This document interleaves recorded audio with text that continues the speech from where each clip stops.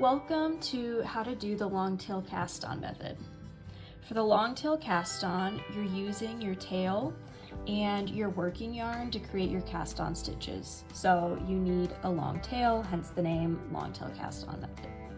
So you can figure out how long your tail should be by wrapping it around your needle. So I like to wrap it around, let's say 5 or so times.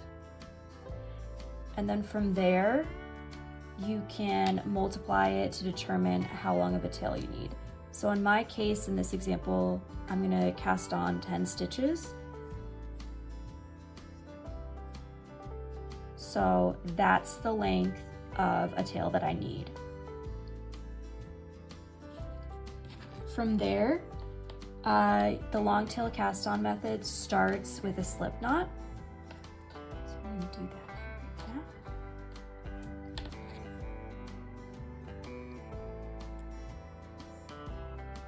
Then you'll rest your yarn across your thumb and your forefinger.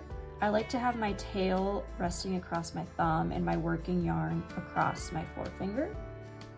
And then I'll grasp the rest of my yarn with my middle finger. So from there, I'm gonna tilt my hand so my palm is up, bringing my needle down. You'll now see that there is a loop around your thumb and a loop around your pointer finger. So to do the long tail cast on method, you'll go under the first strand of the loop on your thumb, over and under the first strand on your pointer finger, and back between the loop on your thumb. Sorry, this yarn always kind of catches on that first loop. So you'll go under, over, and in between, and pull it tight. Under, over and under, between, pull it tight. Speed it up a little bit.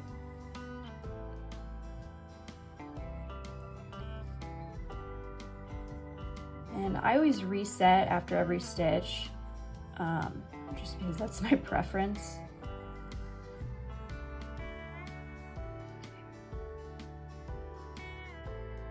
Heat.